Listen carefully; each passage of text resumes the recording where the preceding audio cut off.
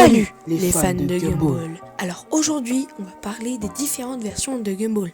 Alors je parle pas de multivers ou quoi, hein. Non, c'est juste d'autres versions de Gumball qui ont été causées par quelque chose ou par quelqu'un. Bref, vous allez comprendre en regardant la vidéo. Et bref, générique.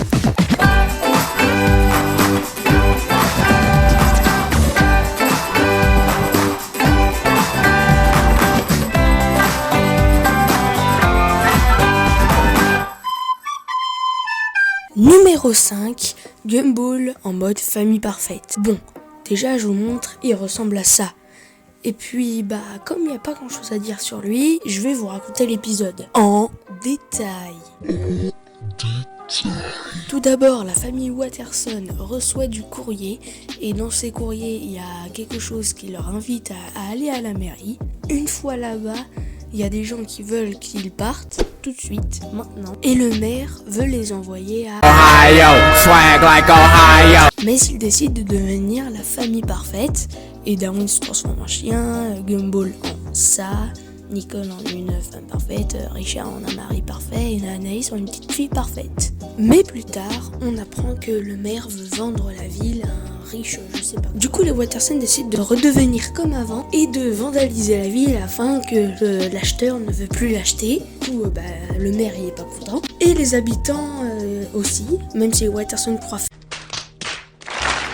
faire une bonne chose, les habitants sont pas contents parce qu'on a cassé leur maison et à la fin ils se font jeter des tomates dessus et tout.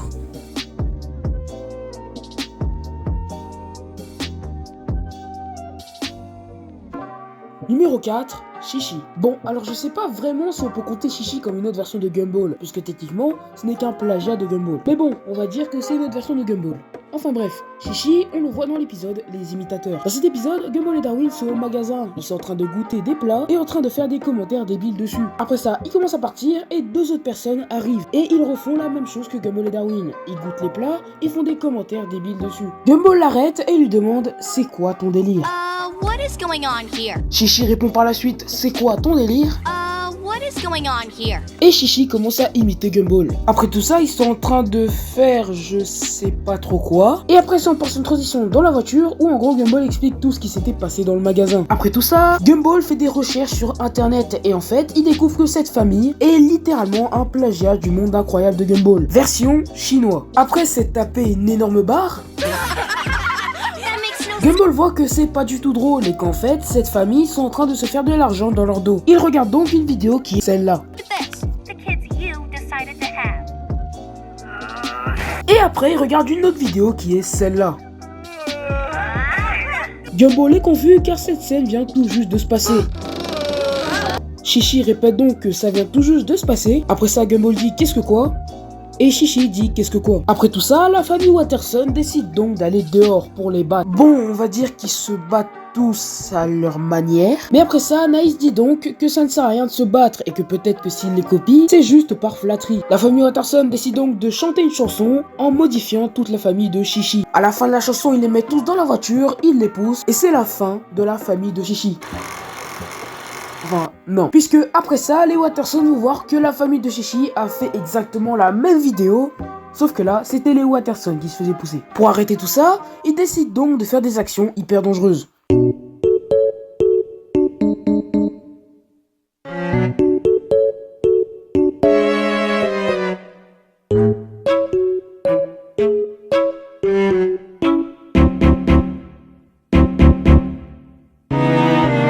Pour leur dernier acte dangereux, ils décident de prendre un camion et de se diriger vers un pont inachevé, avec en plus une traînée d'essence enflammée. Ouais, ça va loin. Ils tentent de s'échapper du camion mais n'arrivent pas. Anaïs va donc détacher le réservoir du camion. Bon, après ça, Nicole remarque que le camion se dirige toujours vers la fin du pont inachevé. Elle décide donc de freiner et heureusement, il s'arrête de justesse. La famille Watterson se serre dans les bras quand soudain ils entendent la famille de Chichi arriver avec leur camion. Finalement, ils tombent, Gumball leur demande si tout va bien, ils disent non. Gumball dit ils sont vivants. À la fin de l'épisode, Gumball voit que le monde incroyable de Chichi n'existe plus. Gumball et Darwin sont contents, après ils disent qu'ils sont irremplaçables, il y a un sort de bug et ils sont choqués. Bon, alors quand on regarde en VF, ce moment n'a pas trop de sens, mais si on regarde en VO, on voit bien que leur voix change. Il y a aussi un autre truc à dire sur l'épisode. Bon, je pense que la plupart d'entre vous le savez, mais le monde incroyable de Chi-Chi est basé sur un vrai dessin animé chinois, Miracle Star. Il a été créé en 2014 par le studio Group San-Yang. Bon, mais du coup, pourquoi Chi-Chi est en 4ème place? Bon, premièrement, il peut pas aller plus bas, il peut pas non plus aller plus haut, parce que déjà, ce n'est qu'un plagiat de Gumball, donc forcément, le personnage n'est pas très intéressant. Mais bon, comparé au Gumball en mode famille modèle, l'épisode est concentré sur lui. Donc oui, la 4ème place est largement méritée. Numéro 3, Gumball jalousie. Donc tout commence quand Gumball admire Penny, il est pomme comme girl, et à la fin il y a Leslie qui vient faire un câlin à Penny. Du coup il devient jaloux et il essaye de l'attaquer, sauf qu'il y a trop d'obstacles et il s'évanouit juste devant, du coup elles repartent. Donc il se jette sur lui, mais Leslie le repousse, parce que Leslie est un garçon, pour ceux qui ne le savaient pas, c'est pour ça que j'ai dit le. Mais Gumball jalousie, bah lui il dit que des méchancetés de Leslie, essaye de le frapper, si le torture un peu, et il ne peut même plus se contrôler lui-même. Il se bat donc avec lui-même quand Carrie arrive et va l'exorciser pour lui enlever sa jalousie. Elle fait un cercle, la jalousie est enfermée à l'intérieur. Ils font un chant d'incantation diabolique, je sais pas quoi. Ça fait sortir la jalousie de Gumball, qui ensuite bouge partout, sauf qu'il n'arrive pas à la contenir, et du coup, elle s'enfuit partout et sème le désordre dans la chambre. Alors, Darwin, Carrie et Leslie viennent avec un aspirateur pour venir aspirer. Sauf que le problème, c'est que la jalousie s'empare de Leslie, puis de Darwin, puis de Penny. Donc à chaque fois que la jalousie s'empare de quelqu'un, cette personne se met à dire des choses méchantes. Mais plus on dit de choses méchantes, plus la jalousie se nourrit. Donc elle devient de plus en plus grosse jusqu'à exploser. Du coup tout est au ralenti. Et Penny et Gumball parlent pendant que c'est au ralenti, de façon normale. Du coup Gumball raconte qu'il est jaloux parce que Leslie fréquente Penny fréquemment, sauf qu'elle lui explique qu'en fait Leslie c'est son cousin. Du coup Gumball n'est plus du tout jaloux et bah c'est la fin de l'épisode sans jalousie et voilà. Gumball jalousie est en 3ème place parce que bah c'est physiquement c'est juste un Gumball vert. C'est aussi parce que c'était pas la première fois qu'ils ont fait ça. Quand Penny a pris la possession au corps de Gumball, bah ils avaient aussi utilisé cette thématique de se battre contre soi-même. En vrai, il mérite bien sa 3ème place par rapport aux autres que vous allez voir ensuite. Numéro 2, Zack. Bon, alors Zack, on le voit dans l'épisode Le Nom. Dans cet épisode, Gumball et Darwin sont dans une salle de jeu et ils sont justement en train de jouer à un jeu. Gumball a réussi à battre le boss final et on lui demande de entrer un nom. Et visiblement, ce nom doit avoir 3 lettres maximum. Darwin dit donc à Gumball de mettre son vrai nom. Mais bon, visiblement, Gumball ne sait même pas c'est quoi son vrai nom. Gumball fait donc un discours en disant qu'il va trouver son vrai nom.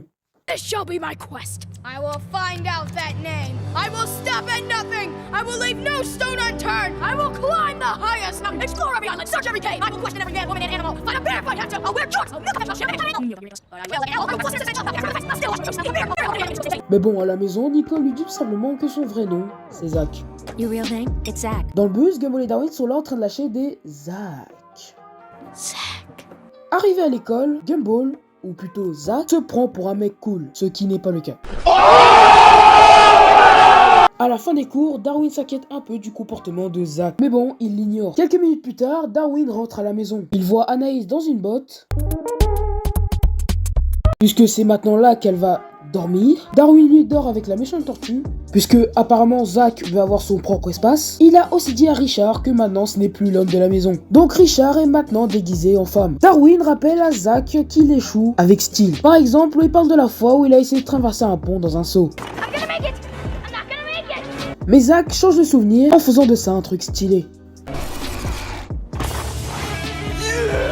Nicole décide donc de changer le nom de Zack pour le remplacer par Gumball. Sur le trajet, Zack essaye de piéger la famille Watterson. Gumball rentre dans sa mémoire et voit que Zack est en train de modifier tous les souvenirs. Et à force, il commence à disparaître. Les Watterson arrivent enfin à la mairie, mais quand ils sont sur le point de signer les papiers, Gumball voit qu'il ne s'en souvient plus, mais il se rappelle d'un dernier souvenir que Zack n'a pas encore modifié, la salle de jeu, car c'était le seul souvenir où il avait gagné quelque chose. Zack essaie d'empêcher Gumball, mais grâce au pouvoir de l'écrasement des boutons, Gumball réussit à aller sur la machine et à entrer le nom Gumball. Et visiblement, ce nom doit avoir 3 lettres maximum. Il a réussi donc à battre Zack et il a aussi écrit le nom Gumball pour son nom légal. Après tout ça, la famille Watterson s'embrasse et c'est la fin de l'épisode. Bon, Zack, on est d'accord, c'est pas vraiment un perso si sympa que ça. Il a quand même essayé de faire disparaître Gumball. Mais bon, on va pas se mentir, tout ce qu'il fait est vraiment stylé. Dommage que cette version de Gumball n'a pas été assez développée, car ça aurait été bien.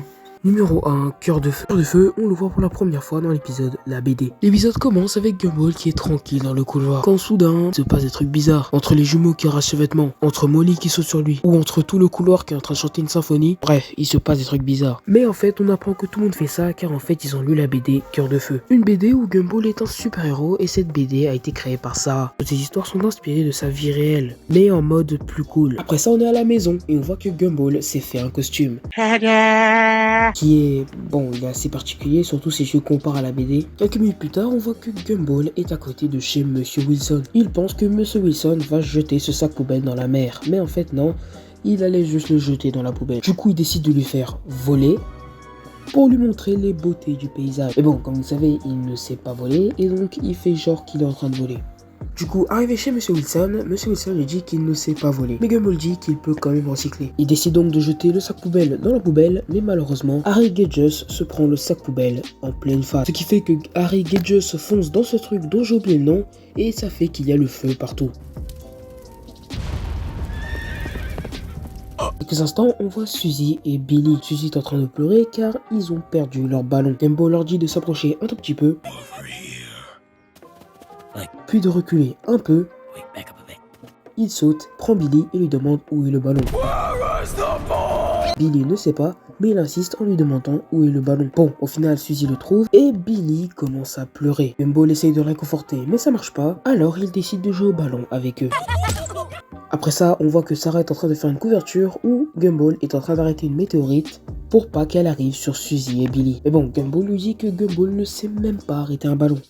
Bon, après ça, Gumball arrive et balance une phrase à Darwin, mais Darwin lui dit que les super-héros c'est bidon et qu'ils portent des caleçons au-dessus de leurs pantalons, ce qui n'est pas trop faux en fait.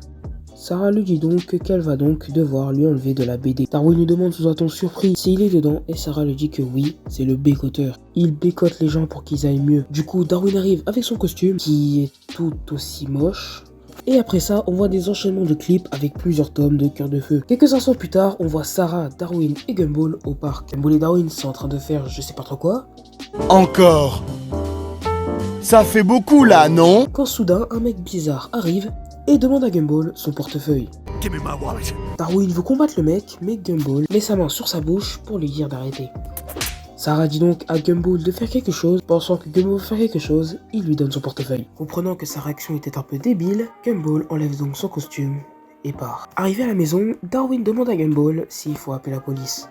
Mais Gumball lui dit que non. Sarah arrive et montre un tome à Gumball. Gumball n'a pas envie de le lire, mais Sarah lui dit de le lire. Donc Gumball le lit à contre-cœur. Cette bande dessinée était inspirée de la scène qui venait de se passer juste avant avec le mec et le portefeuille. Sauf que là, il n'y avait pas de portefeuille, il voulait juste prendre le cœur de Cœur de Feu. Et le méchant s'appelle Onyx. Sans que c'est la fin pour Cœur de Feu, Bécoteur arrive, fait un bisou à Cœur de Feu et Cœur de Feu récupère son cœur. Après ça, ils réussissent à vaincre Onyx et c'est la fin de l'histoire. Après ça, les trois rigolent. Et Gumball dit qu'il a appris un truc aujourd'hui, que l'on récolte ce que l'on sème. Et après ça, on voit Nicole donner un gros punch au voleur du portefeuille. Et c'est la fin de l'épisode. Donc, maintenant, pourquoi il est en top 1 ? Alors, tout d'abord, parce qu'il est stylé. Attention, je parle pas du costume de Gumball, mais bien de Cœur de Feu, celui dans la BD. Aussi, parce qu'il a vraiment une réelle importance, avec une réelle puissance, tout ça. Bon, c'est dommage, c'est le seul personnage qui n'a pas été directement dans la vie de Gumball. C'est-à-dire que c'est juste dans une BD. En tout cas, c'est la fin de cette vidéo et n'hésitez pas de vous abonner et d'aller dans notre serveur Discord. Donc c'était les 5 meilleures transformations de Gumball. Ciao! Ehi, sai fare questo? No, ma tu riesci a fare questo? Non male, tu sai fare questo?